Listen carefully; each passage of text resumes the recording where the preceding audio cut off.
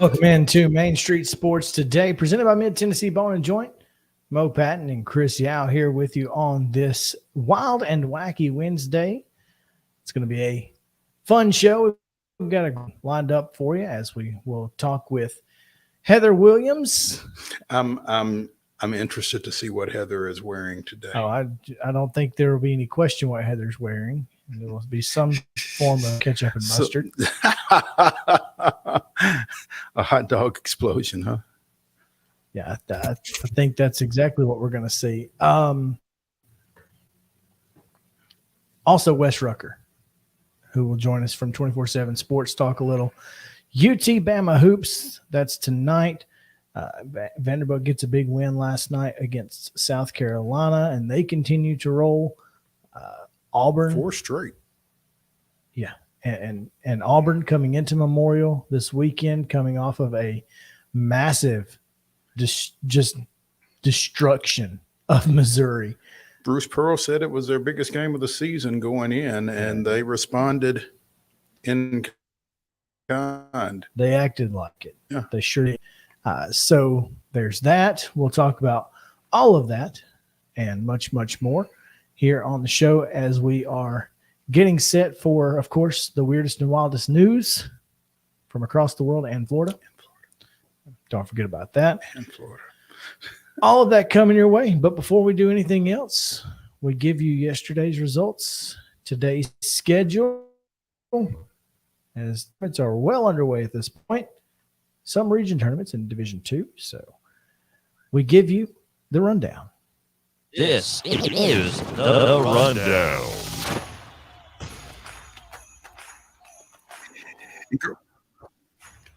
In girls basketball action on Tuesday, season finale, Brentwood defeats Summit 52-44. In District 9 Class 1A, Moore County defeated Eagleville 47-45. In 9-2A, Fairview with a 71-40 win over White House Heritage. In District 4A, Siegel defeated Riverdale 56-25. In 8-4A, it was Laverne 42, Antioch 26. And in 13-4A, West Creek with a 60-27 win over Clarksville Northeast. Division 2A Middle Region Tournament quarterfinals on the girls' side. Middle Tennessee Christian with a 61-44 win over Ezel Harding. Providence Christian defeats Clarksville Academy 61-57. Nashville Christian downs Columbia Academy 58-35 despite 23 from Maddie Lewis, who finishes her career with 2,106 points. Coverage of that one on MainStreetMurray.com. And Web School 88, Good Pasture 19. On the boys' side in regular season play, Brentwood down Summit 60-31. And in TSIAA tournament action, Zion Christian goes to South Haven and upends the top seed from the North Division 70-58 in overtime. How about that? Congratulations to the Eagles. They move on. In 8-1A, Trousdale County downs Merrill Hyde 54-43. In 10-1A, it was Wayne County 90, Hampshire 37. And also in 10-180, Culleoka, a 54-47 winner over Collinwood. In 10-2A, Lewis County downs Mount Pleasant 70-62. And in 7-4A, it was Blackman 58, Riverdale 53.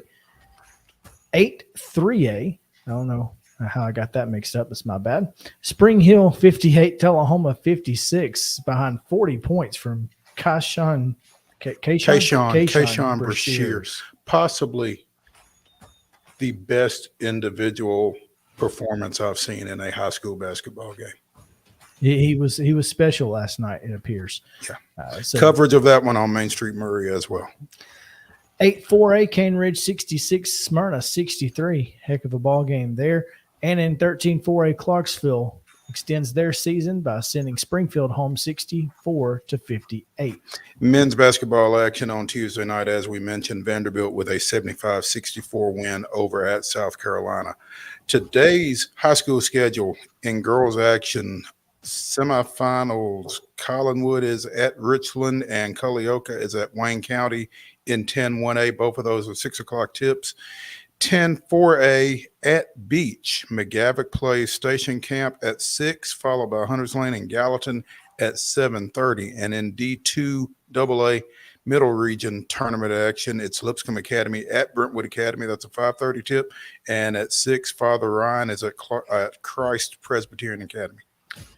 On the boys' side, in 9-2A, Sycamore is at Harpeth. That's a 7 o'clock tip. In 9-1A, at Cornersville, Fayetteville takes on Moore County at 6 o'clock, and Huntland takes on Eagleville immediately following. In Division 2A Middle Region Tournament quarterfinal action, Clarksville Academy is down here at Columbia Academy at 6 o'clock tip. All these at 6.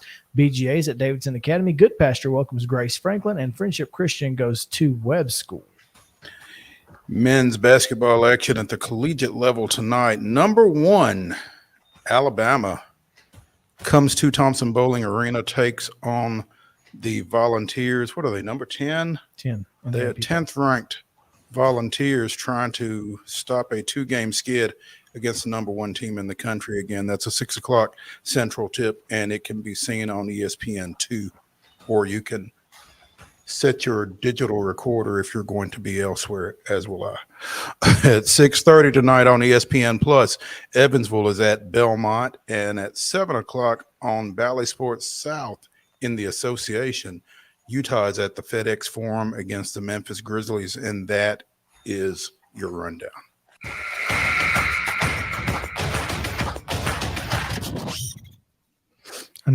Anonymous Turtle today, and we did not do that in turtle-like speed. It was fast, as Charlie would say.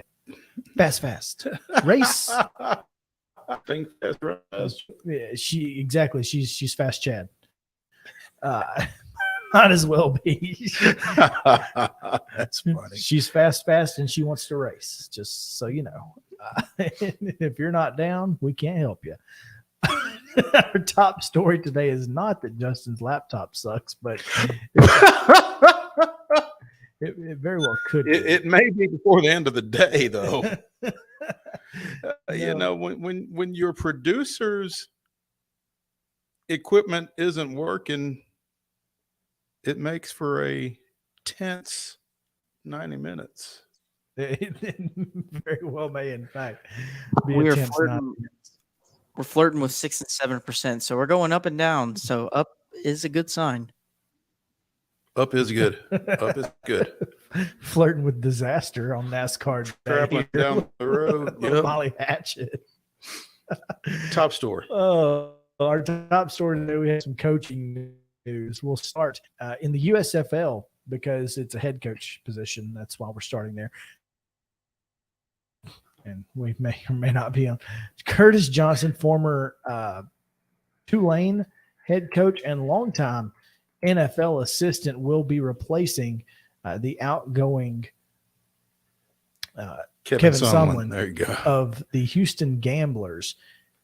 You know, as quickly as some of these hires have taken place in the USFL, it's like they had somebody on standby. Maybe they did. Yeah, Head coach in waiting. it's very possible. So he has coached everywhere. Literally started his career at Lewiston, Idaho as a high school wide receivers coach in 1984. So he's been doing this longer than I've been alive. There's a theme there. He's been at Idaho, San Diego State, SMU. Recruited Marshall Falk at San Diego Okay. State. You'll take that. You'll take that. And at Miami, where he was a wide receivers coach, he won a national championship. I assume that he wasn't with Jimmy Johnson. Who would he have been No, with there? that's Dennis that, Eric? Yeah. no, that's well, he was there probably with Erickson in '96, but it was Coker, Larry Coker, that won the national championship In 01? In 01. Oh, good Lord. I'm So, old.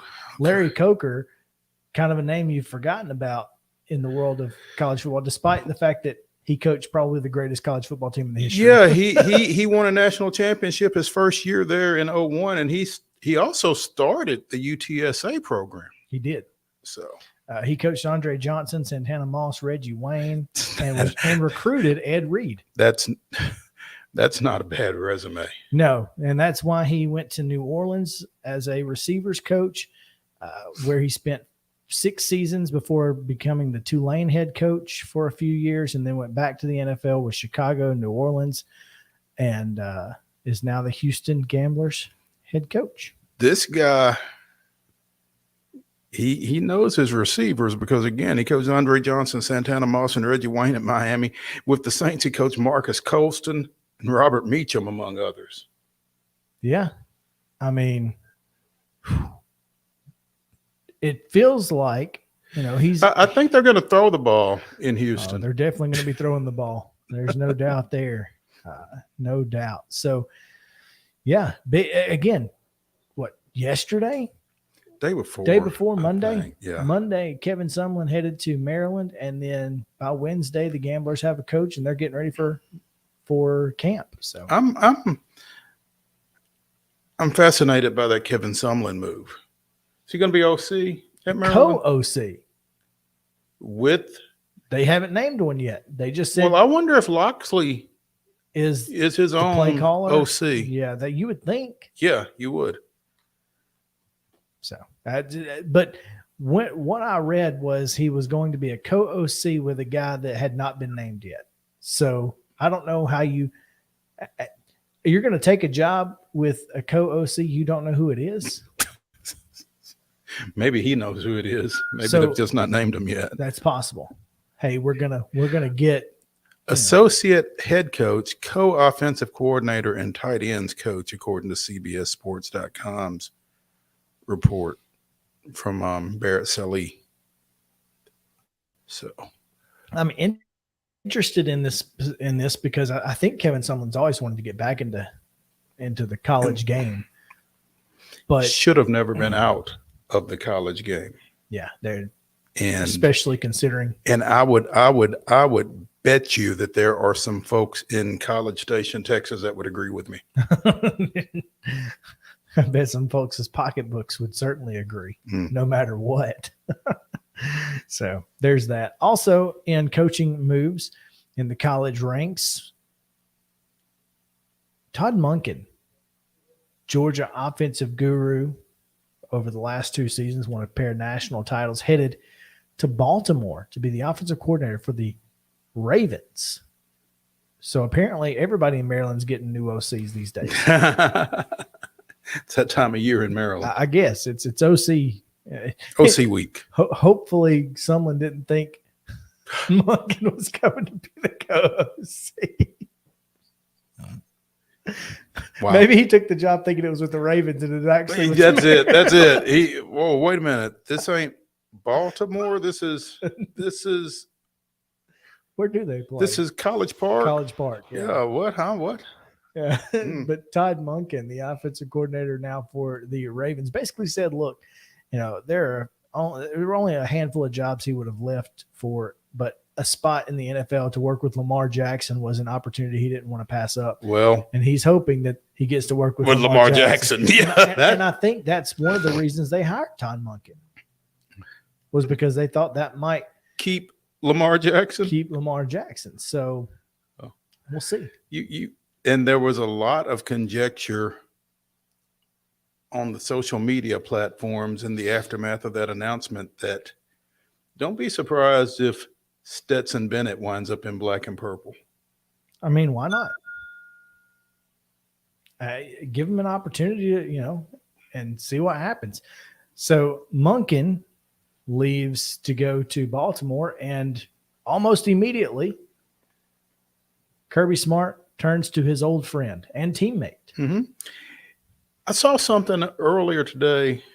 I don't know if there has ever been a college football coaching staff where the head coach, the offensive coordinator, and the defensive coordinator all played at the school and all played together at the school. That's Smart, Bobo, Muschamp. That would be it's probably unprecedented. If I had to guess, They need to do a recruiting clip or a sizzle reel or whatever of the three of them walking out of the tunnel doing that slow motion walk like so many of them do in their Georgia gear. That'd be pretty sweet. It would. So that right there, just the hiring of Mike Bobo has certainly split the Georgia fan base. Oh, I'm sure. I mean, a lot of them remember Todd Gurley and not giving him the ball. Well, I mean, that he's a pretty polarizing figure just in terms of his collegiate coaching career, both as an OC and obviously his head coaching gig out at Colorado State was interesting. It wasn't great. That's certainly true. Yeah. But he's been at South Carolina.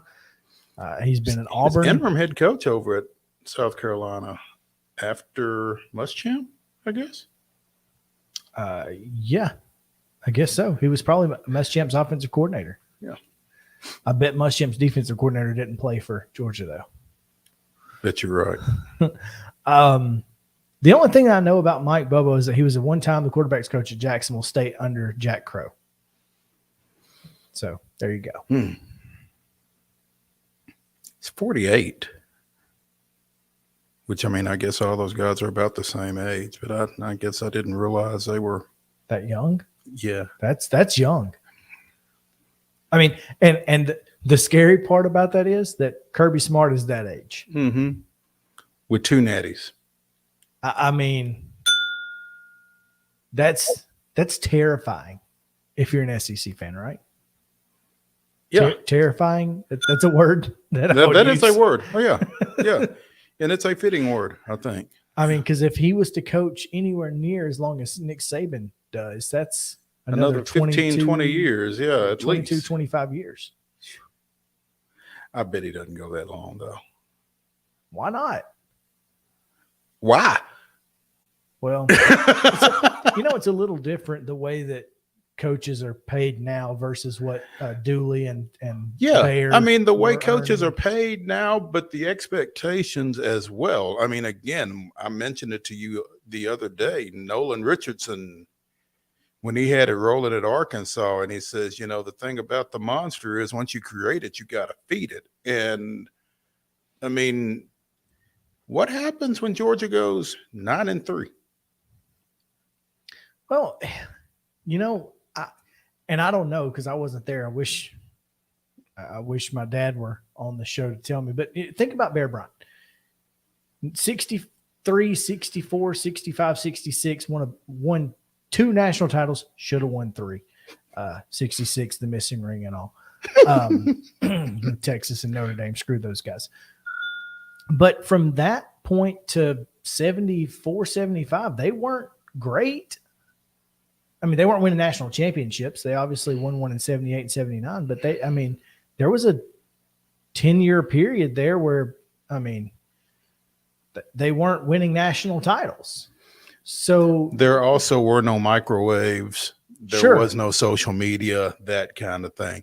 I don't think you can go 10 years at Alabama without a national championship, without a coaching change in this day and time. Even if your name is Nick Saban? I don't think so. Especially if your name is Nick Saban, I think. Well, so what I mean, basically what you're saying is if Kirby Smart say they don't win in 5 to 7 years, now they're going to make the playoff every year. Mm-hmm. That's the thing. Mm-hmm. You got to remember that, because the 12-team playoff, with 12 teams, yeah, they're going to make the playoff every year. Yeah, but then it's going to come down to, do you want to be the Atlanta Braves or the Miami Marlins? Well, you want to be the Braves, don't you? Rational people want to be the Braves. How many rational people are there about Georgia football? I mean, they held on to Mark Richt for a long time. The stakes have been raised. They have. I get that. Listen, I'm just trying to play devil's advocate. I don't know, but we've seen national championship coaches get fired. Right here. I mean, sorry, Phil, your time is up. Shoot, sorry, Ed Orgeron. Well, yeah, but everyone knew that Joe Brady won that natty. Hey, he still had the chef's hat on, though. He did. But yeah, I mean, we've seen it. Les Miles. LSU is a little weird. They're just they're a little trigger happy down there for whatever it's reason. LSU. Well, no, I get it. They probably would be at Georgia too. I just think again that at some point, if they go dry like that, maybe Kirby just says, you know what? I'm going to go hang out on Lake Oconee or whatever. Screw you guys. I'm going home. Here's the thing. You hired Mike Bobo because he's been on the staff. He's been an offensive analyst. He's got experience as a head coach and as a offensive coordinator. He's as an offensive coordinator in this league for a long time. He's your buddy. But if it doesn't work, if it's me or you, it's you. I understand that, but that's what they'll hold against Kirby. Mm-hmm. That's what they'll use. Well, can we trust this guy to hire to make a good hire? Yeah. And man, you gotta be careful. Like you said, feed the beast. You got to. I mean, once you create it, you gotta. I mean, again, 9-3. See how quick they get hot down there. I saw some interesting, and speaking of Georgia and scheduling and 9-3, our friend Mike Bratton from that SEC podcast posted their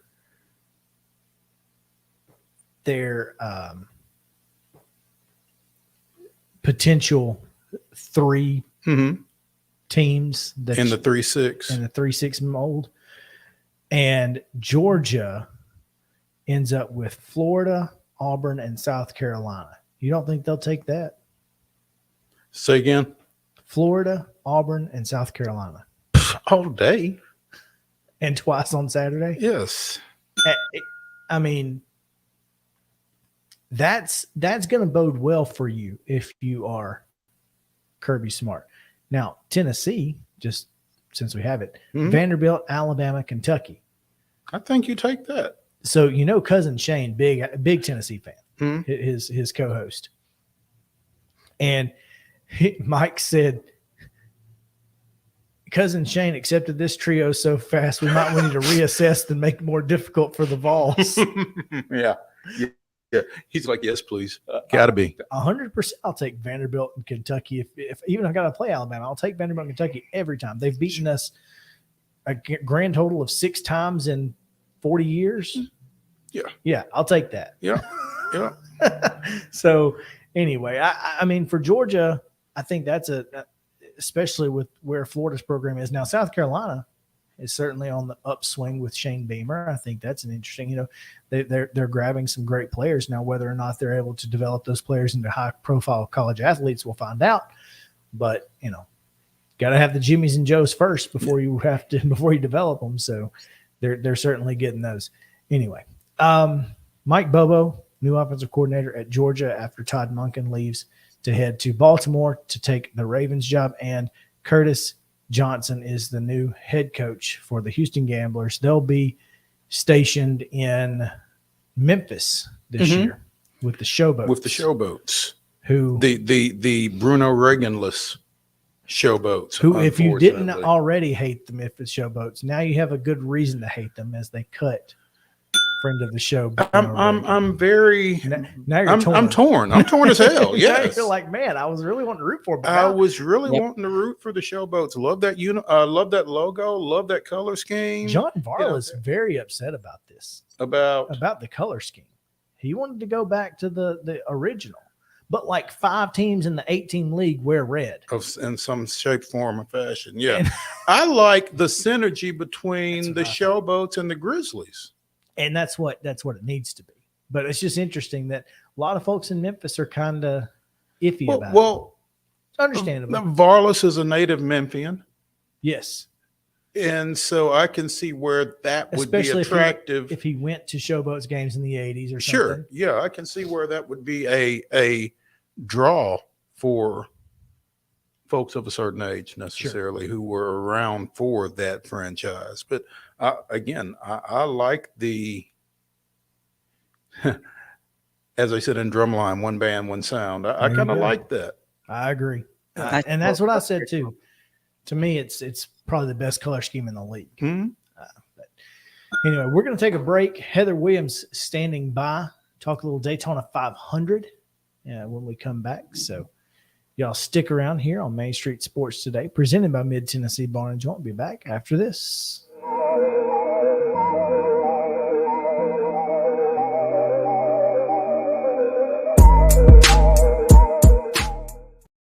Mid-Tennessee Bone and Joint treats your orthopedic injuries and existing conditions. Our trained physicians will get you back in the game faster.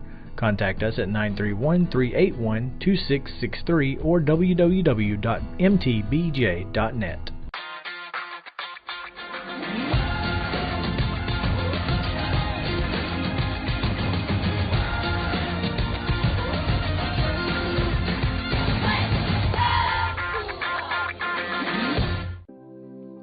Custom Stone Handlers supplies over 600 distributors and suppliers with quality stone products.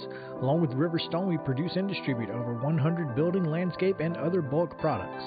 Our goal is to provide quality products, service, and partnerships to ensure our customers' success. We firmly believe that the measure of any person or company is how they treat other people and customers. Give them a call at 931-490-4990 or visit CustomStonehandlers.com.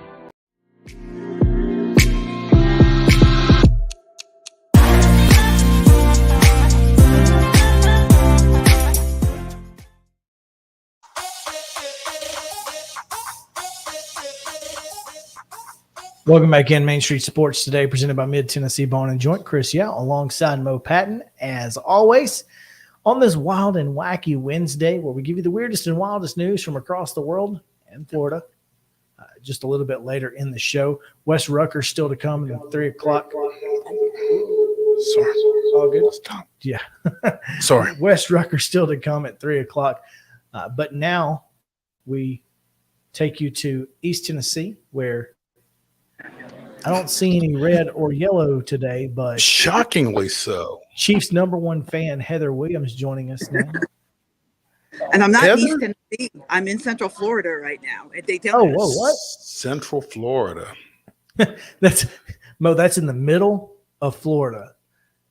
For those out in the Big 12 who don't know. Yeah. Heather, where is the Chiefs gear today?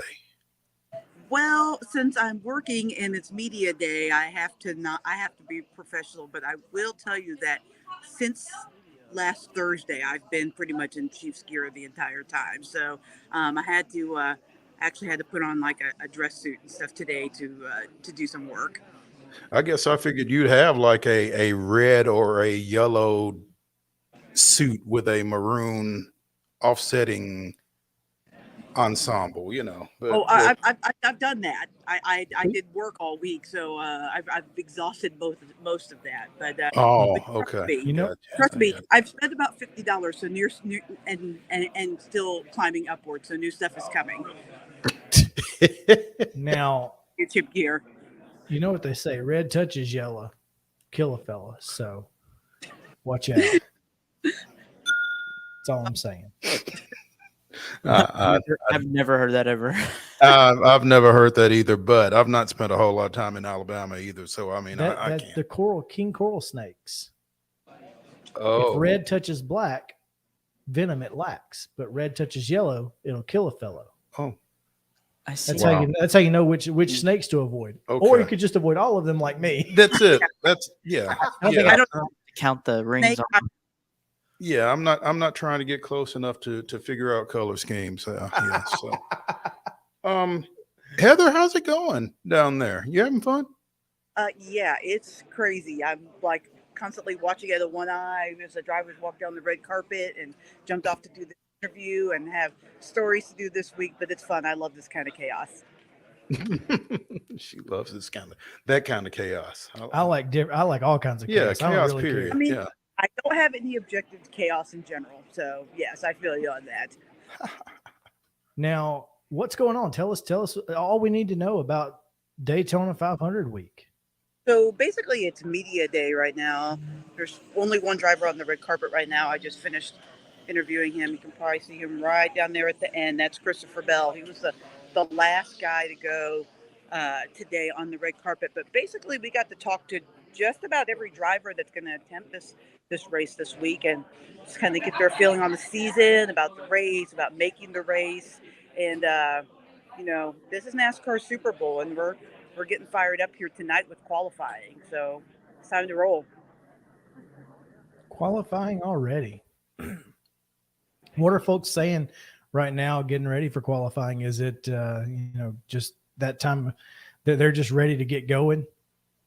Yeah, I mean, it's an old hat for a lot of these guys. It doesn't change a lot. I guess the biggest change this year is that there's not any kind of practice or anything before qualifying or the duels. So that'll be a little bit different. But, I mean, at the drafting track, you don't really need a lot of practice. And after COVID, where they had no practice, drivers are kind of used to that kind of thing. So it's not a huge deal, though different for here in Daytona. I just think people are excited to get ready and get rolling. Stop talking about it and start making something happen on the track. When we get going on Sunday, the expectation of this new car and the improvements made, do you feel like we're going to have, rolling tires out there, or have folks do they feel like they figured that out at this point, or are we just going to go out there and roll the dice?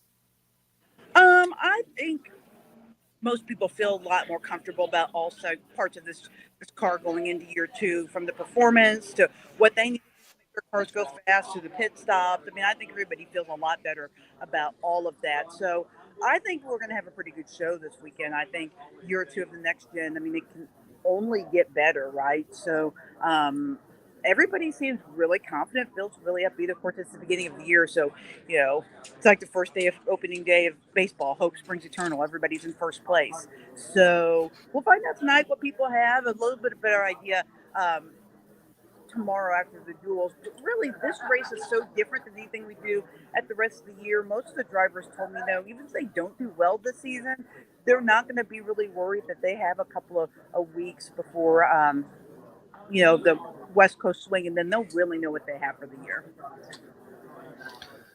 Now, this year marks a pretty special anniversary for the Daytona 500. It's 25 years since Dale Sr. won his first Daytona 500, and what a scene it was 25 years ago this weekend.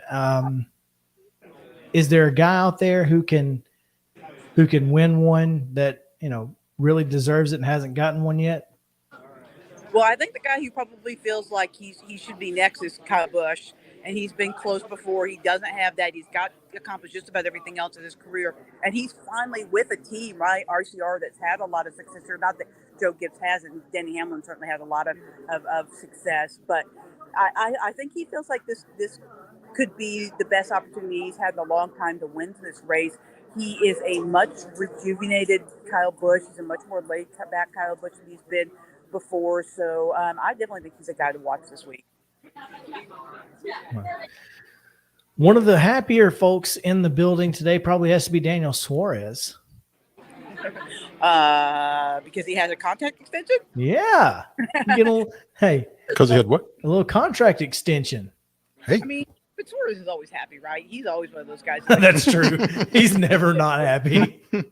Filing. So, he's walking around in this pink Tootsie's fire suit. He'll be running the Tootsie's paint street scheme this weekend down in Daytona. So folks up in Nashville can look for that. And it's a big season for him. They had a breakout year at Trackhouse, and I think they feel like they need to really continue that and show that, especially for him. It's a guy that's bounced around a lot. He's found a home at Trackhouse, and so I think this is a big year for him for sure. Now, I'm always excited for the Daytona 500. It's one of the biggest. It's the Super Bowl for NASCAR, and that makes such a big difference when you're, when you're a race fan. It's just the biggest. It's the biggest weekend of the year.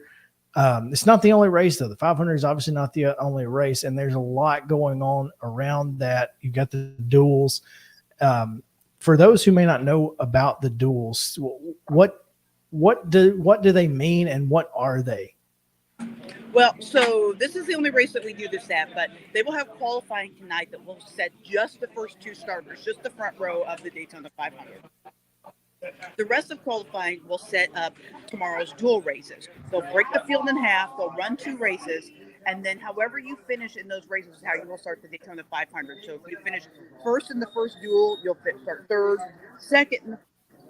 first in the second duel, you'll finish start fourth, and so on and so forth, and just flip back and forth. So it's just a unique way to set the biggest race of the year. There will be 6 drivers that will have to race their way into the 500s. They'll be competing in those duels. 4 spots, 6 drivers, so 2 people will go home. And there's some big name drivers that have to race their way in this year. You talk about a Jimmy Johnson, Truck Series champion Zane Smith, Travis Pastrana is going to try to race his way in. So there are some guys that are going to have to show up in those duels, or they won't be showing up on Sunday. Now, you mentioned Travis Pastrana, and we talked about it a couple of weeks ago, I believe. The no practice thing, if it affects anybody, it affects him. Yeah, it's going to affect him. Probably more than anyone else. I mean, he has driven in NASCAR before. He drove about 10 years ago, but not in this car. So it will be a completely different experience. But he's got a good team. He's got a team full of people that know how to run on the plate races. When you talk about Bubba, when you talk about Tyler Reddick and his team owner, Denny Hamlin. So he's got a lot of support around him, a lot of basis of knowledge to be able to hopefully jump in the car and just do what he needs to do to make the race. And he's looking at this he's like, for the first time in my life, I'm going into a race not thinking I have to win to be a success. He's like, if I make the field, that's a success. He's like, it's a different place for me, but it's kind of fun. I'm looking forward to seeing him. I think it's going to be a lot of fun to watch a guy like Travis. I always enjoyed the Indy Charlotte thing, especially the guys who tried to run the double duty, and that was always just unique, kind of like Deion Sanders, and trying to do 2 things in one day. It's really cool. Now, folks who want to get into this, again, this is, if you want a ticket to the Daytona 500, you're going to pay a hefty premium because it's a Super Bowl. So if you're not ready, don't go to Daytona, right? Well, it's not as expensive as the Charlotte race. I mean, not the Charlotte, the Chicago Street. No, the Chicago Street race. Those race tickets start like at $500 a piece, but it's sold out this year. So if you were thinking you might want to go, you might want to start thinking about next year already. They've already announced that those tickets are on sale and people can start buying them, or you're going to have to pay on the black market, and for that you will have to pay quite a bit of money. Speaking of street races, Nashville street race, tickets went on sale last week. Yeah, the Music City I Grand believe, Prix. for the Big Machine Vodka Music City Grand Prix. Oh, I'm sorry. Excuse me. Because Matt Cruz will get on us if we don't say Big Machine Vodka. Well, you know what? Matt Cruz needs to start throwing us some sponsorship money if we're going to be mentioning sponsors. But yes, the Big Machine. Yeah, that race. Heather, do you just try to, do you get to name off all your sponsors when you cover NASCAR? You just try to name them all off? Heather needs a fire suit. If I had them. My sponsors are Heather in a car for 10 hours to Daytona. Let's go. How was that trip? What do you do on a road trip? Because we had top 5 road trip snacks yesterday. So what was your go-to road trip snack? I'm not a snacker. I'm lots of caffeine, lots of singing, karaoke, and lots of podcasts. That's how I roll when I'm traveling. Karaoke. Solo? I'm in the car. Now, do you like you pull up the YouTube, or are you just singing along with the artist on the playlist? Playlist and then some Sirius XM. Yeah. So, what's your Sirius XM channel? 90s on 9, 88, XM Fly, and Lithium. Those are probably my top 4. Okay, Lithium is a good one. Lithium is. I think we just got a top 5. Hey. I was But just I was thinking Fly. that same thing. What was that, Heather? I said Fly's right up there with Lithium for me because I'm a 90s girl. That's my wheelhouse. There you go. 90s is the jam. Heather Williams covering NASCAR down at Daytona for the 500, and she's at Media Day today, and we appreciate you taking some time, Heather, and as always, it's a pleasure, and we look forward to next week. So we have to ask you, who's going to win? Oh gosh. This is such a roll of the dice at this track. I mean, literally the only race you go to all year where every guy has a chance to win. Denny's so good here, and he's so confident, and so is Bubba. Bubba's about as confident as I've ever seen him at this event. I mean, I really feel like the end of last year was really good for him. So I would say one of those two. Let's go Bubba. Why not? He's been so close here. He has been so close. Since we are friends of Trackhouse here at the show, who has the better performance, Suarez or Chastain? Gosh, I don't really think of either one of them very much as like big track, drafting track kind of guys. I will say maybe Ross, just because building off the momentum he had last year. Momentum and confidence means a lot. So just based on that, I would probably go with him. But, it's hard to say just because they don't have a lot of history, first of all, but neither one of those guys have been guys that have been, this has been maybe their favorite kind of racing to do. So, but I'll go with Ross. I think just the confidence of last year carries over a lot. And Ross is clearly fearless, and you have to be fearless in this race to win it. So sure. He has no problem doing something crazy to try to get the win. So. That's for sure. Oh, Heather, we appreciate it. We look forward to talking with you again next week after the Daytona 500. Should be a lot of fun. We appreciate it. Yeah, sounds good, guys. All right. We'll take a quick break. When we come back, those NFL power rankings that Mo spent so much time working on yesterday, we get to it right after this on Main Street Sports Today, presented by Mid-Tennessee Bone & Joint. So you guys stick around.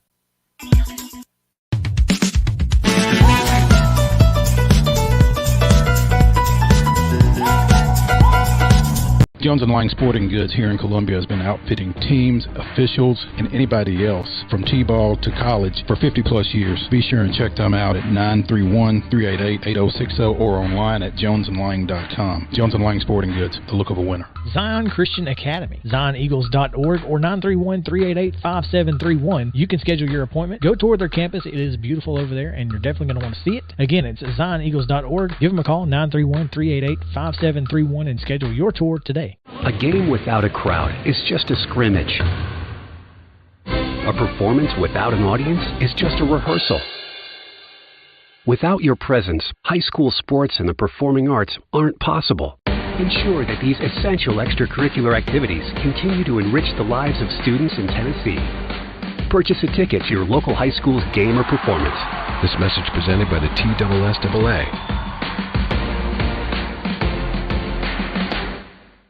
Mid-Tennessee Bone & Joint has been the official sports medicine provider for Maury County Schools for more than 40 years. We specialize in orthopedic service, and our Ortho Quick Walk-In Clinic lets you bypass the ER. Visit us online at www.mtbj.net.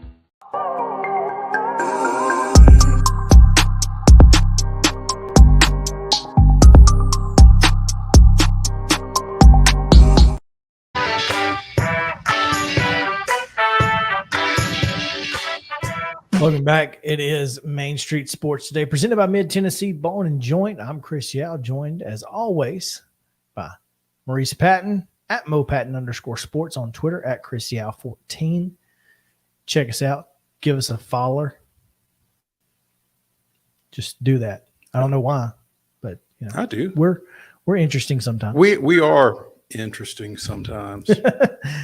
Country music and Braves baseball consume way too much of my time and all of my Twitter. So I also have a Twitter list, Braves Twitter. So, you know, if you're out there and you just want to peruse the folks on Braves Twitter, especially on off days when Braves Twitter gets messy, that's always fun. I don't think they limit it to off days.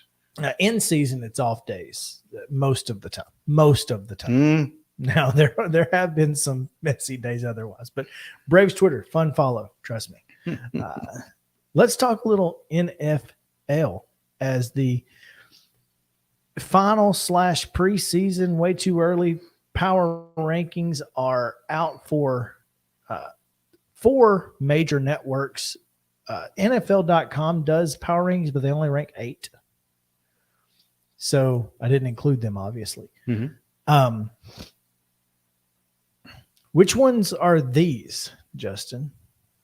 So these are the ones that yesterday you had said you had Well, But which network are they? Oh, the CBS. Looks like The CBS. CBS? Okay. Yes. Okay.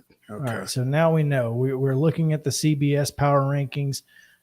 Let's keep these up, and you can tell us where they rank elsewhere. Yeah, keep those up, because those, I believe the CBS power rankings have the Titans ranked the highest. Yes, at like 20. 13. Oh, okay. Well, yeah, at what, 20? Yeah.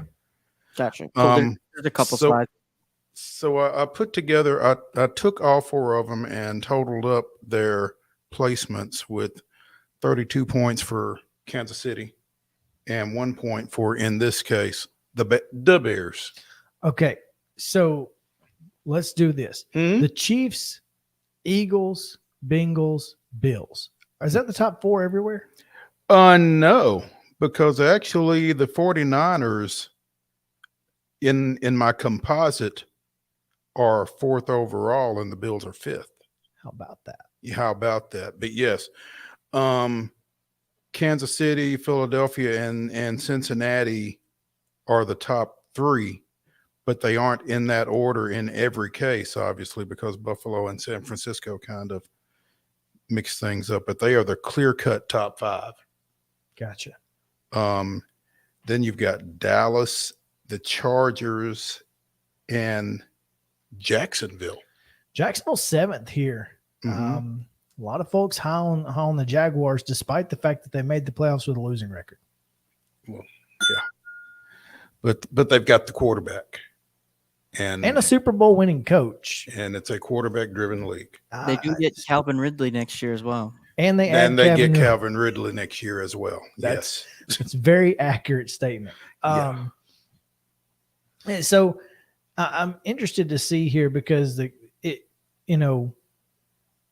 after you get the 8 teams, Giants, Ravens, Vikings, Dolphins, those all kind of seem mid. They are the next 4 though.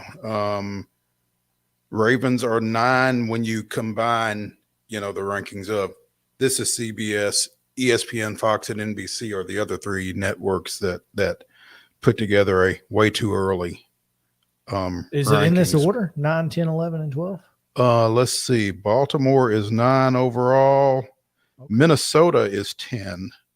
The Giants are 11, and Miami is 12. See, I feel like the Giants are. I feel like CBS got this one right. Of Baltimore, and mainly because Baltimore's got a new offensive coordinator, and Minnesota has a new defensive coordinator. Now, obviously, those are two great coaches, but we don't know how they're going to mesh with that team necessarily right now. And I'm still personally, I'm still not sold on Daniel Jones. Well, Brian Daboll has certainly done wonders. Mm-hmm. I mean, you see, you remember the OC or the quarterback coach from Buffalo that didn't come with Daboll because he didn't want to work with Daniel Jones? I bet he's punching air. Mm. Well, and they have a lot of talent in Buffalo, but I think if Brian Daboll was still there, they probably meet the expectations that were put on them preseason. Right. So, next slide. The next slide. Seattle, they've got Seattle 13th, and that's where they shook out in the composite, so to speak. With NFL Comeback Player of the Year, Geno Smith. Mm-hmm. Detroit, they also got right. They fell in at 14th overall, followed by Pittsburgh and Green Bay kind of flip-flopped when you took all four into mainly consideration. Because the Packers don't know. They have no idea if Aaron Rodgers is not going to be the Packers quarterback next year, right? I mean, do we all feel like that? It seems like that, but I mean, where does he go? Oh, well, who cares if you're the Packers? If you're the Packers, who cares? But he's not going to retire clearly because Tom Brady already has. Right. Also Chad Henne, by the way. 2 former Michigan quarterbacks retiring in the same year. I think Henne was trying to wait out Brady. If I'm the Packers, based off of the crap we had to deal with last year and what it turned into as far as our season goes this year, I'm saying sayonara, see you later. Don't let the door hit you. Jordan Love is our starting quarterback. You can do what you want to do. Mm-hmm. Go with God, huh? Adios. So I mean, the Packers could be there, but honestly, the thing there's is a question mark. Historically, not this past season, but historically, give the devil his due. Rodgers has done more with less. Oh, sure. Than a lot of other quarterbacks. I mean, he's still not had a marquee receiver. Well, who was he had Devontae Adams for 2 years, but that's it. Yeah, MVS was good but not great. Randall Cobb was a slot receiver. Never a number one. Yeah, so yeah. But that was your top 16. Coming in at 17 was the Patriots, Jets, and Rams were tied. Right, Rams, yes. That are not even on this list. No, they are not on that list. They are ranked number 29 on this list. Wow. And that's what's crazy because they're ranked ninth by Fox. What? Now this is interesting. 9th by Fox, 17th by NBC, but 4th by CBS and 4th by ESPN. And wow. 4th by not 4th. 29th by CBS. Mm-hmm. 29th by CBS.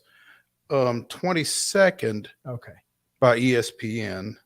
So they fall at 9th by Fox and 16th by NBC. So that puts them at 18. Mm-hmm. Wow. So folks are all over the place on the Rams. Is it because they got rid of their staff? Well, it's because of all the injuries that they had, I think. Yeah, they're hard to kind of. Who's coming back? Who's not? You know? And Matt Stafford, who just bought another house in LA, so that has a vineyard in the backyard. So maybe he just wants to chill out and drink some private wine. Or maybe he's hoping his wife will tend to the grapes and I don't leave know. other stuff alone. I have a quick question for you, both of y'all. Do you think that them giving away all their draft picks to win that Super Bowl that one year is coming to bite them? Well, It will sure always- it it will is. I always mean, come home to it roost. will. I mean, but but you got a Super Bowl out of it. I mean, it would have been worse to give up all the picks and not win the Super Bowl. I mean, He's saying it's worth it. Marlins or Braves. that's it. They That's it. wanted to be the Marlins. Good for them. And they hit it. So, I There you mean, go. You're right. kudos to them. It paid off. After that, 19? After that, 20 are the Browns, followed by the Washington football team, and then the Titans and the Panthers are tied. Okay. Yeah. Here's my question. Did you read everything that was written about the Titans? Mm-mm. All of them say this, basically. It's a question on Ryan Tannehill. And my question to y'all is, why is Ryan Tannehill the question? I don't know. All Ryan Tannehill could do is execute the plays that were called with the personnel at his disposal. And he wasn't. And both of those were suspect. He wasn't. He perfect. wasn't. Yeah, no, he wasn't perfect. But I mean,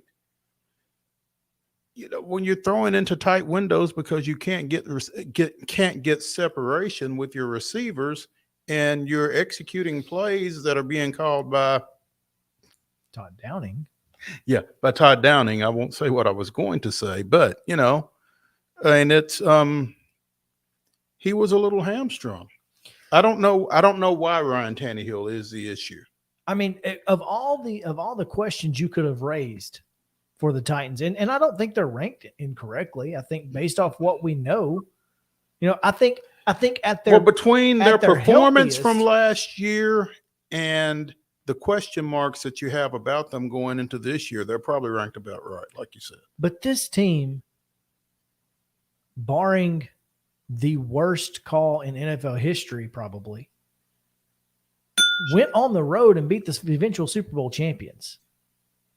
I mean, the call on Travis Kelce where he throws the defender out of the way, and then the Josh Kalu gets called for holding. Yeah.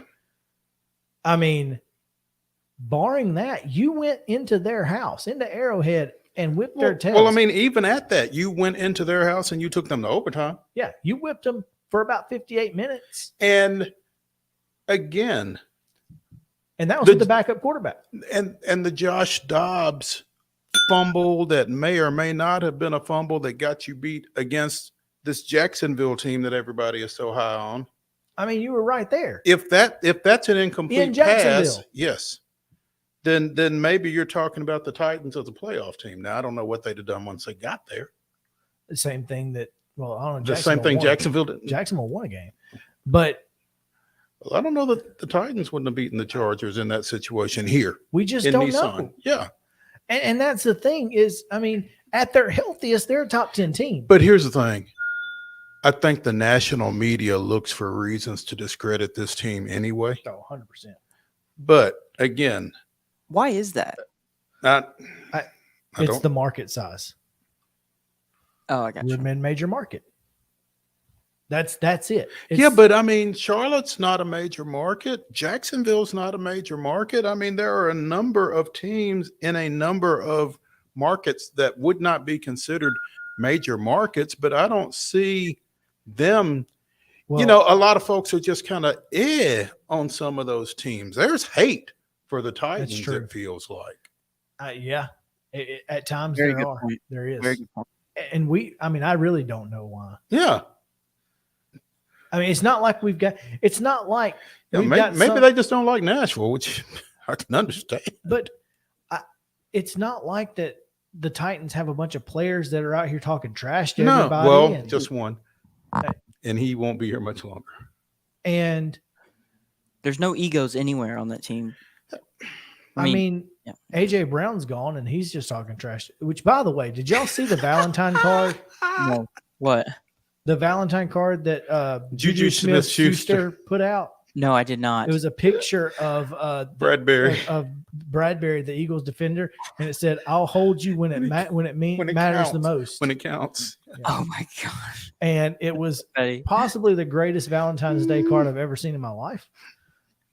Unless you're AJ Brown, and then AJ got real mad. Yeah, he got big mad. He was big mad. He's an emotional cat, that one. He is. He is. And I mean, I don't necessarily have a problem with it, but Right. you're gonna get some blowback sometimes when you are like that. And he got a pretty good bit yesterday. So It was pretty funny. yeah. He actually went after Pat Mahomes and thought better of it, deleted the tweet. So Daddy Mahomes? Or no, Patrick. Okay. Which was hilarious.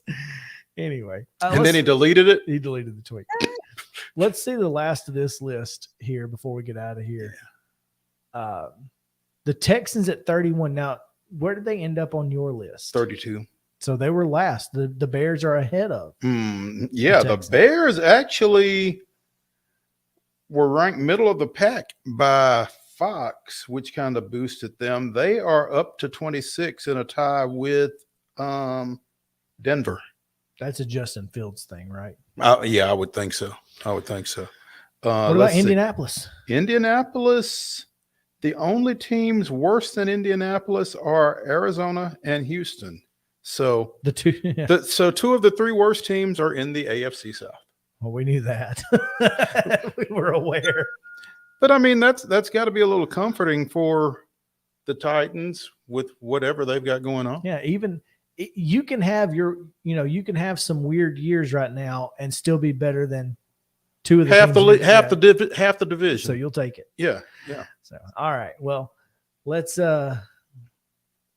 take a quick break here and talk a little Vols Bama hoops on the other side. Wes Rucker standing by will join us right after this on Main Street Sports Today. Y'all stick around.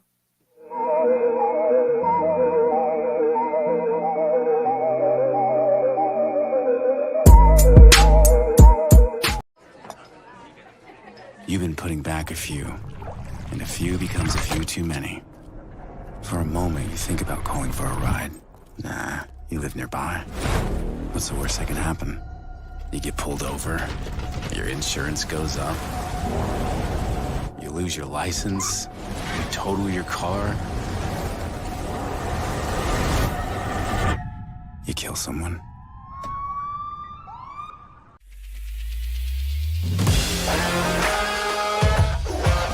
Hockey in Music City just hits different.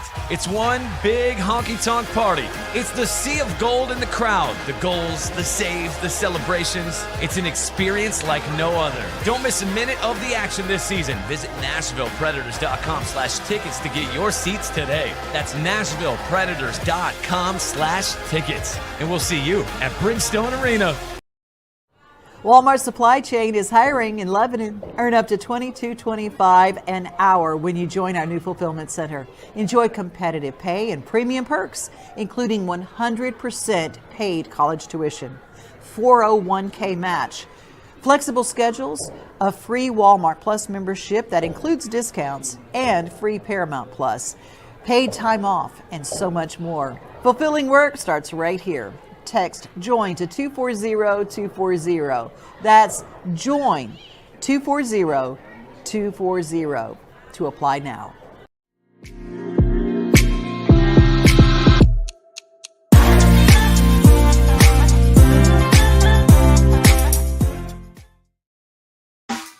Trying to apply the tag.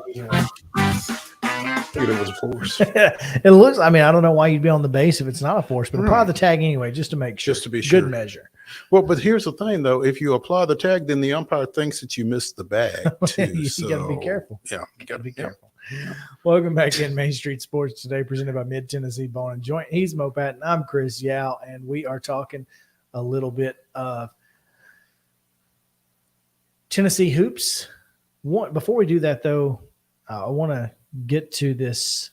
I wanted to go to Rick Barnes, his media availability yesterday. He talked a little bit about Brandon Miller and the comparison to potentially KD. So let's take a look at that video right now.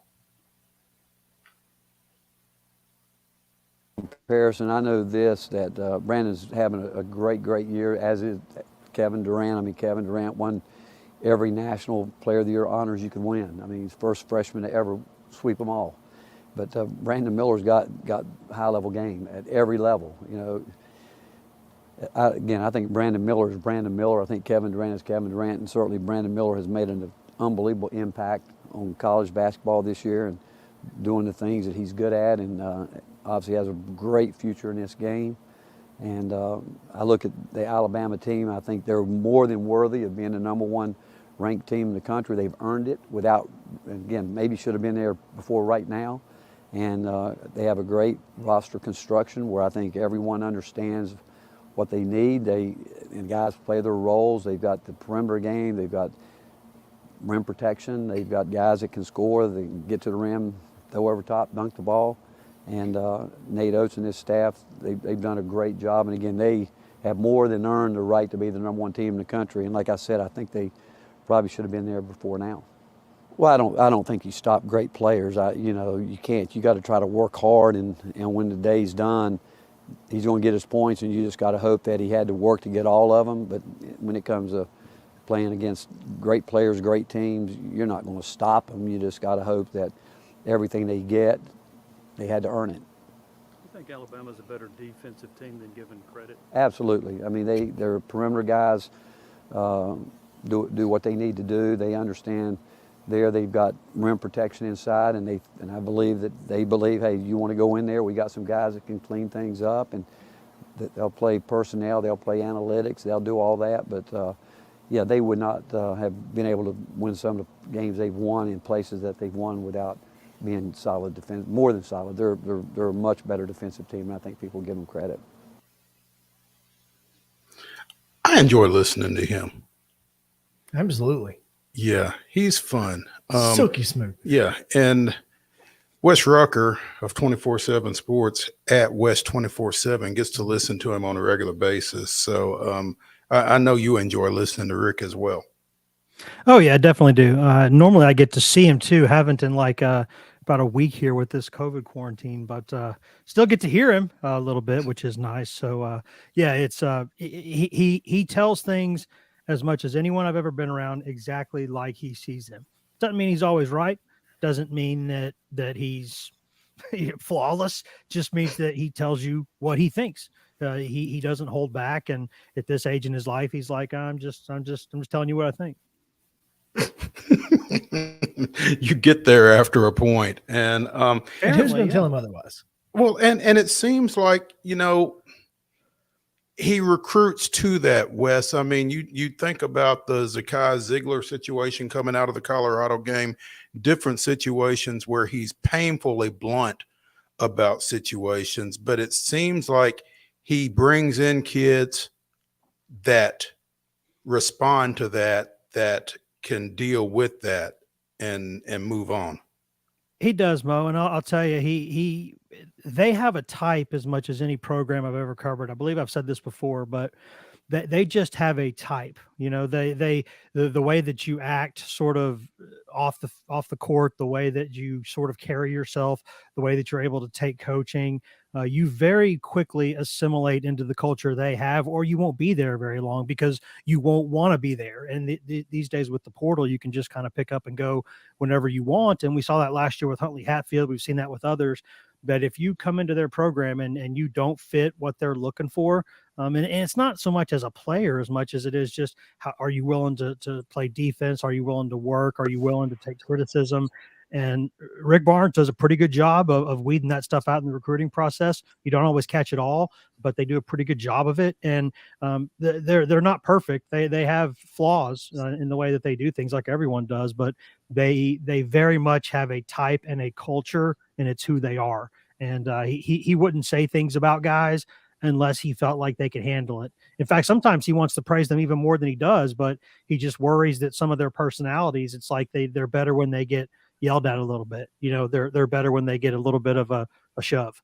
They kind of need that edge a little bit. Yeah. Wes, what's your read on tonight, man? I mean, this is a Tennessee team coming off of back-to-back, and it's not hyperbole to say back-to-back heartbreakers.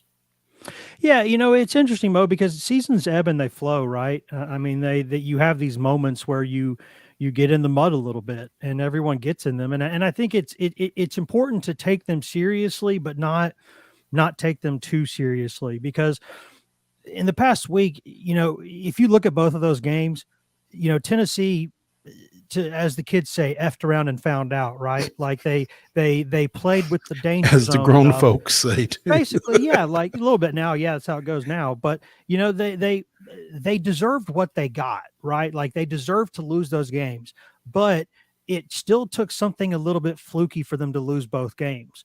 You had to have Vescovy, who never misses late in games, but apparently now he does at the free throw line. You had to have a lane violation. You had to have the best defense in college basketball in the past quarter century, just completely losing a guy on the last possession at Vandy. You had not just one, but a couple of missed free throws. Mizzou made a circus shot that had at best like a 5% chance of going in probably. So even though they messed around and found out and deserved what they got, it still took a little bit of unusual stuff to happen for them to lose the game. And if that's going to be your low watermark, okay, that's fine. The problem was last week was Tennessee's most simple week left on the schedule. Like that was, I said in a column, I think that it's like they ran off the rails on It's a Small World, right? Like that's the week that you're supposed to just take care of business, and they ended up flying off a little bit. And it happens, right? Vandy's a rival. Mizzou's a dangerous team that can score a lot of points sometimes, and then sometimes they won't. Weird things happen, but you've made a meal of the simplest week you had left. Now it gets here thick and it gets fast. You got Bama tonight. You go to Rupp. You go to A&M. You go to Auburn. It gets thick from now on, right? Like if that's what it takes to wake them up, okay. But you could have picked a better week to do it. Absolutely. It got weird last week in a league that has been weird all year. It feels like it has. Now, what's interesting is it looked like, I thought pretty early on in the season that it was kind of a 1A and 1B with Tennessee and Bama. I thought those were, after a couple weeks, it looked like, okay, these are the two best teams in this league, probably. There is no 1A and 1B. Like Alabama is the best team in this league. Alabama, no matter what happens tonight, Alabama has proved to be the best team in the league. It's going to win the regular season title. But, this is a postseason sport. And normally Tennessee's been better in the regular season than the postseason. Maybe this is a year that changes that. We never know, right? I mean, people said Peyton Manning was never going to win the big game. Look at Mike Bianco last year with Ole Miss baseball, John Elway. People said a lot of people couldn't win the big one until they did. So let's see what happens. But right now, yeah, I mean, Bama has been the deserving champion of this league, and it's going to win this league championship. And it's a very, very, very good team that is hell on wheels on offense and perhaps even better defensively. So tonight, Tennessee's playing a team that can score like Mizzou can, but can also defend about like Tennessee can almost. So yeah, that tells you the challenge that they've got. And Josiah Jordan-James is nicked up. Julian Phillips is nicked up. Vescovy still got the shoulder, right? Like you want some adversity. Like sports adversity is not normally the same thing as like real world adversity. Like I got to pay the mortgage, right? My kids are sick. What am I going to do? You got to put food on the table, pay the light bill. That's real world adversity. Sports adversity is not quite that.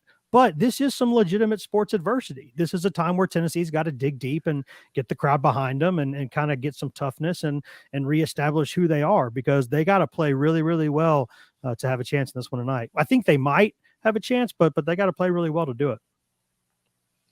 Alabama has certainly found their groove and have added some successes that they didn't have early in the season, like scoring in the paint. It looks like Charles Bediako is actually going to play tonight. He's leaning toward a go, although he is a game time decision with a knee injury. That being said, they've still got Noah Clowney. This is a team that, if they're able to score in the paint as well as on the perimeter with guys like Brandon Miller, they're almost impossible to beat. That being said, how does Tennessee defend them in the paint to force them to beat them from the outside? Well, you have to build a wall, right? Like you have to pick your poison a little bit. And we all know Alabama's philosophy, right? Alabama goes, they're three, their paint, and their free throw line. That's all they want their shots. Like if you take a mid-range shot and it's not to beat the shot clock, Nate Oates might have a buzzer where he shocks you. I mean, like you can't do it. You're not supposed to. So that's always been the bugaboo in the past with Bama since Oates got there, was that they hit those threes and they beat anybody. They don't hit those threes, it gets a little bit tougher. Now they've got an inside game. So now they've got guards who can take it to the rim, and they got bigs who can finish at the rim. Miller, the knock on him has always been, would he be physically tough enough to go score inside? Would he want to do that? Remember, Anthony Edwards never wanted to do that his year at Georgia. He kind of would just sit out there and float and shoot jumpers and then go get his millions. Miller's kind of taking the ball to the rack now. He had a couple plays against Auburn they opened your eyes a little bit. He did some stuff there. So they're becoming a more complete team. Now, there might be, I don't know if there's a great team right now in college basketball, like an iconic kind of really, really good team. If there's two, the candidates are definitely Alabama and Purdue. But Tennessee for a lot of the season has been a team that people thought could be in that mix. And I don't think a couple of bad weeks take you out of that contention, right? Like maybe even if Tennessee's not quite as good as some of us said it was early in the season, the fact is, I don't think they're as bad at all as people are saying right now. So who are they? That's up for them to show. And if they don't show it tonight, if they don't build a wall, like make Alabama shoot those threes, make them shoot contested jumpers. If they do what Mizzou did and they hit a whole bunch of contested threes with hands in their face, tip your hat and move on, right? Like they've done their job. But if you let them get to the rim, if you let them get to the free throw line, if you commit stupid fouls and let them get into the bonus, and you don't convert offensively when you have bunnies, you're not going to win this game. So you have to take your chances when they're there. You have to play aggressive and physical. You have to kind of try to keep them away from the rim. And if you do that and they beat you, so be it. But don't let them beat you the way they want to play. Wes Rucker, 24/7 Sports, joining us here on Main Street Sports today, presented by Mid-Tennessee Bone and Joint. And Wes, you mentioned just now bunnies. When Tennessee has been bad offensively, they've been bad at all three levels, as coaches like to say. They've missed layups, they've missed threes, and everything in between. How do you, as a coaching staff, address that without making it more of an issue? If coaches knew how to do that, Mo, they would all do it, because it's one of those things, right? It's sort of like the COVID bug that's gone around our house for the past week. That's how making and missing shots is, right? Like normally it's a perimeter thing. Like if you're making from the perimeter, other guys start making and yada yada. But if you're missing, then guys start missing. That's the same with every team at every level of basketball.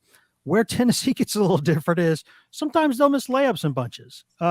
It kind of makes you shake your head. There's no legitimate sort of answer for that. There's no reason why that happens other than guys are not confident. Guys are thinking a little bit too much, because these layups, they're not as easy as we think they are, right? I mean, you go out there with a bunch of condors and pterodactyls circling you and try to make a layup, right? Like it's not easy, but you should be making a hell of a lot more than you miss. And sometimes Tennessee gets in those modes where you saw it against Kentucky, where they just don't go in. And I don't have an answer for that. I don't know if Tennessee has an answer for that.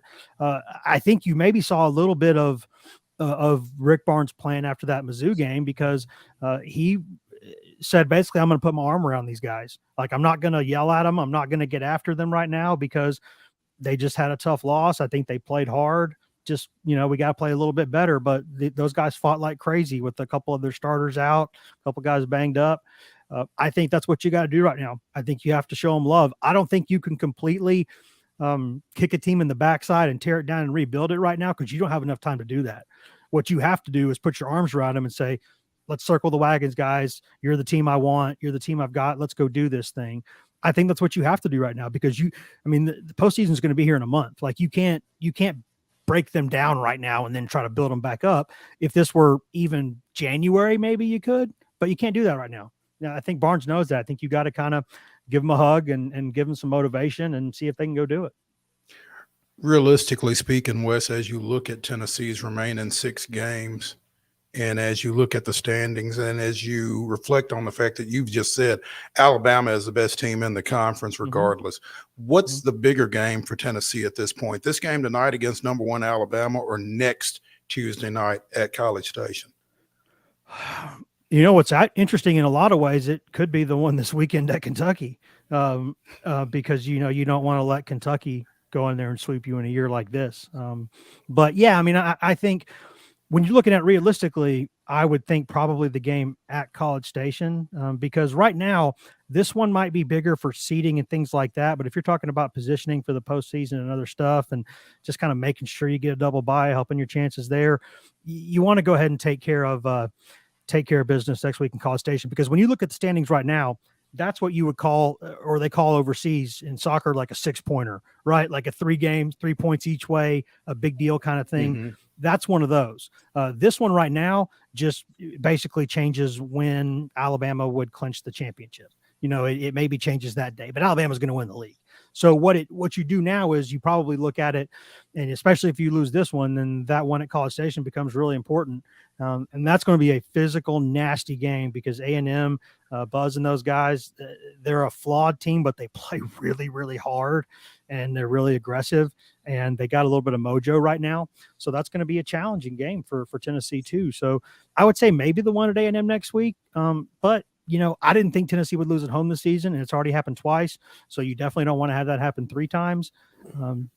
But maybe if you're talking about realistically for the positioning, A&M probably. But if you win this one tonight, all of a sudden, hey, you catch fire down the stretch with that schedule you're playing, you can still be a 1 seed. Like, everything is still out there for this team. It's just a matter of, are they kind of knocked down a level right now, or are they knocked out? That's what we're going to find out. Wes, as inconsistent as at times as this team seems to be, so too is VOLS Twitter, and I do not envy you in any way, shape, form, or fashion as I watch your Twitter, and at any point during football, basketball, hockey, soccer, I don't care season, I don't envy you, and I don't know how you do it. That's, you got to know what you're getting into in this. Yeah, I can tell you, following your it's Twitter has made me never want to be a Tennessee beat writer. Yeah, I mean, it's okay. It also has made me glad that I wasn't a Tennessee beat writer during the social media era. I look at it a couple ways. One, like, if someone's coming after me on Twitter, that's better than like kicking their dog or having a domestic violence situation at home. So if you got to take it out on somebody, man, take it out on me. I can take it. It's all right. But the times that I laugh, and I really do laugh, are like after the most recent, couple losses. It's like you get people who say, and they'll say it in the same night, that like, you are the biggest homer in the world, or you are such a Tennessee hater. And it's like, guys, I can't be both things. Like, I have to, yelling at you. Like, I don't think I'm either one, but if you want to call me either one, that's fine. But like, I can't be both. I can't possibly hate them and figure it out. Huh? Like, I can't, that's not compatible at all. Like, guys, one is left and one is right. Like, I try to stay down the middle, but you can't be both. But it's, people, this is, and I mean this, I would much rather cover something where fans, there's a ton of fans and they care, and they occasionally yell at or threaten you in cases. I would rather have that than be covering something where nobody cares. Because if you're covering something nobody cares, then it's just apathy. Right. And that's what I've even talked to this about coaches and players that I covered before. I'm like, guys, you may think it sucks that they're coming after you right now, and I get that it does, but you go somewhere where nobody cares, and you know what? You're not making as much money.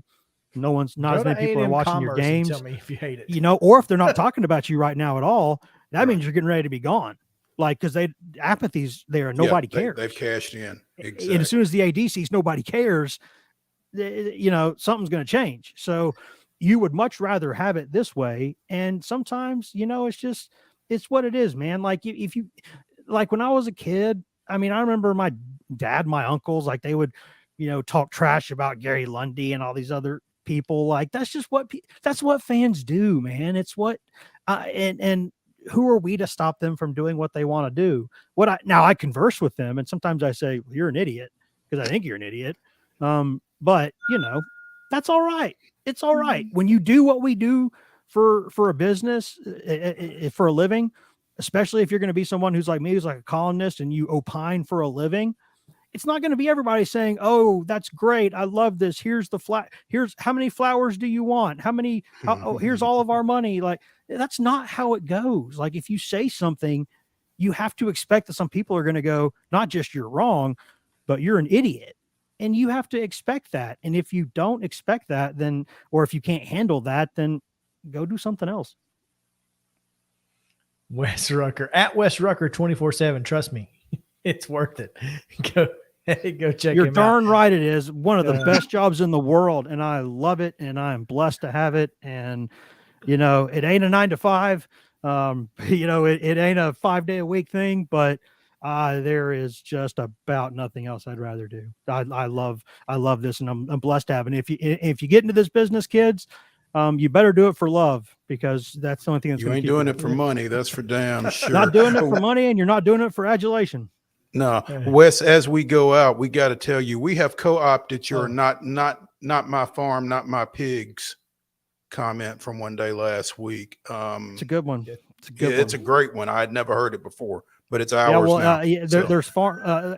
There's my family roots are in like in Eastern Kentucky, Maynardville, Tennessee, and like Greenback, Tennessee. So like there's a lot of pigs and a lot of farms. So that's a lot more than I went to private high school. I went to private high schools, but I know my family, man. I know where we come from. Yeah, fantastic. No zoos or monkeys. No circuses, no monkeys. Yeah, in Maynardville. So yeah, Wes, we maybe appreciate some it, ostrich man. farms. We'll talk to you soon, man. Have fun tonight. See y'all. All right. It's time for the weirdest and wildest news from across the world and in Florida. So we go now to wild and wacky news. So we've got there we are. We got some front page headlines. Egg prices are crazy these days. If they get too crazy, I'm not going to be happy. It better not go. It better not seep into the Cadbury. The problem is now supply and demand has changed, because in the UK, a thief has admitted to stealing thousands of chocolate Cadbury cream eggs.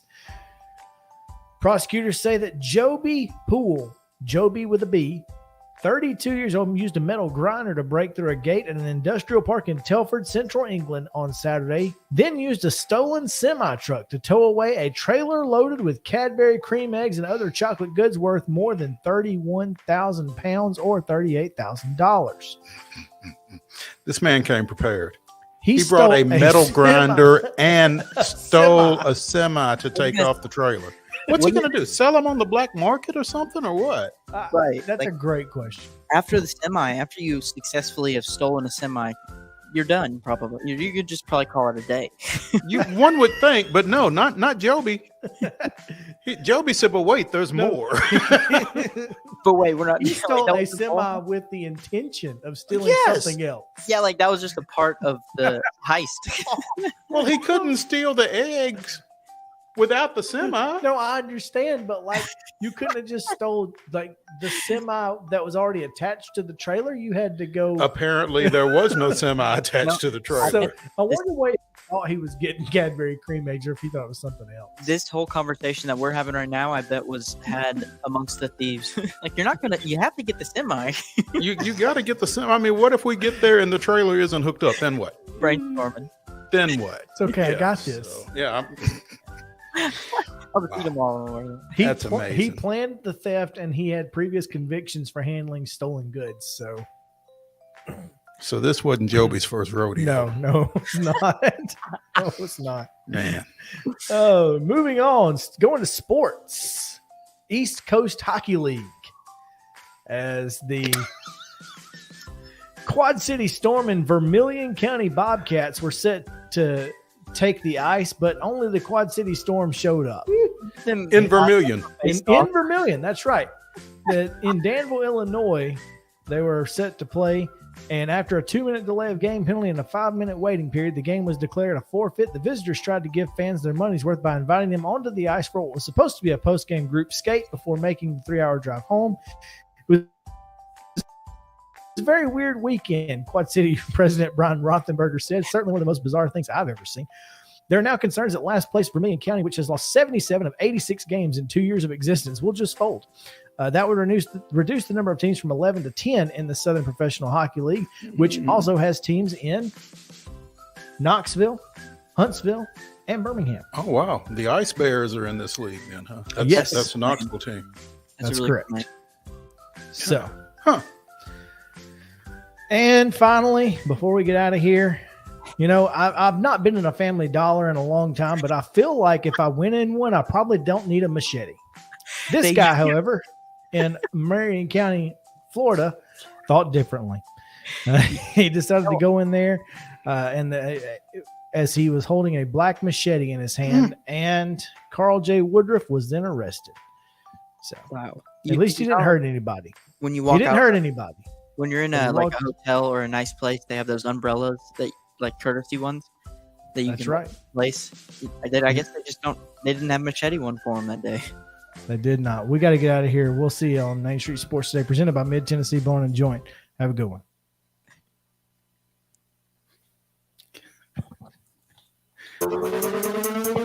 I had seen